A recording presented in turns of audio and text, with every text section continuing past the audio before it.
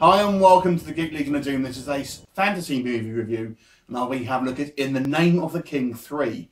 So this is obviously the third in this series, and this series is kind of created by Uwe Boll, who you may know from various kind of video game adaptations that, generally speaking, haven't been much cop.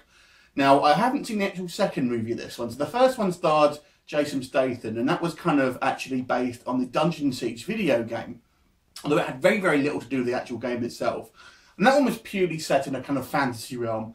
Now, the second movie, as I say, I haven't actually seen, but I understand it stands Dolph Lundgren, and as far as I know, it's about a guy who's from modern sort of times, contemporary America, who gets sort of transported back into this kind of like medieval fantasy realm. And this is kind of what this film's like as well. Basically, you've got a hitman called Hazen Kane. He is basically a kind of mob enforcer, and he sort of kidnaps these two girls by all of the sort of, there's a particular mob boss. And basically, he one of these girls has got this sort of talisman on, which kind of matches his tattoo that he just randomly got from his wife, which was given no real explanation of. Anyway, apparently this comes, it's some kind of magical symbol, which transports him back to this kind of medieval fantasy realm where he kind of meets up with these two princesses who happen to be the deposed leaders of this kind of, this sort of particular sort of kingdom.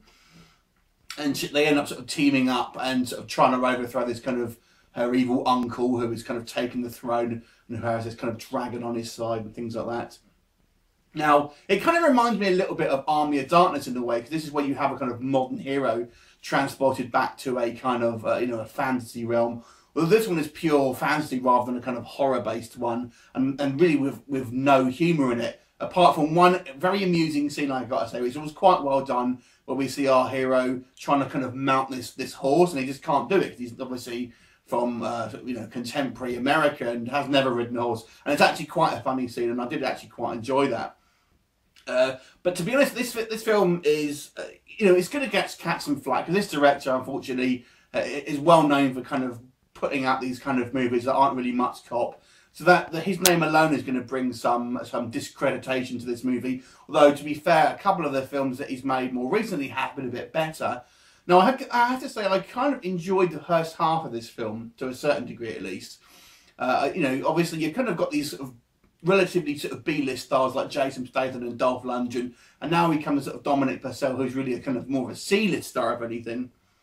And he's kind of this sort of stoic hitman, and you're going to get the impression that, yeah, he is kind of at this kind of like heavy and hasn't really got a lot going on upstairs and things like that.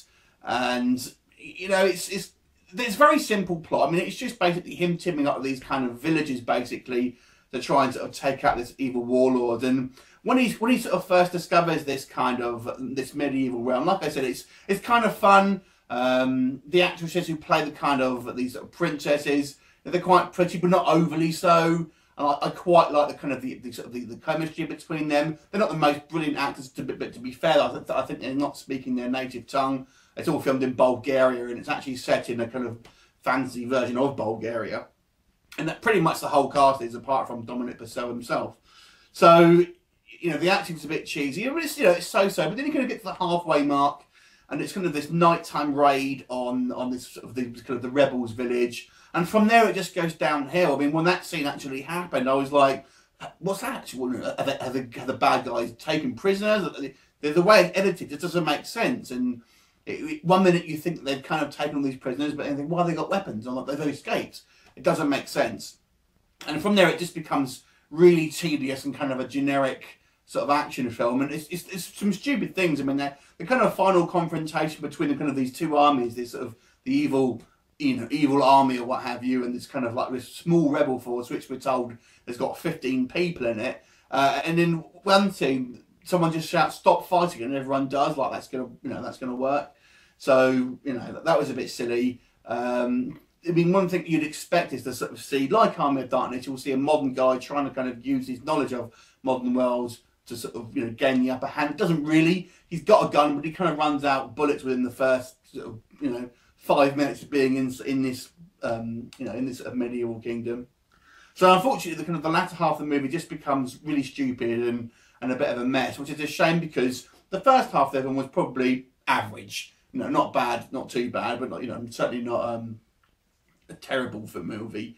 But unfortunately, the movie as a whole, because of that, I would say is probably below average. The special effects on the dragon aren't too bad. They have a sort of CGI dragon that has quite a lot of screen time, and that's not actually too bad. But they kind of miss an opportunity as well. The dragon actually kind of gets transported back to the kind of modern era, and again, that's not really sort of explored as well as it should have been.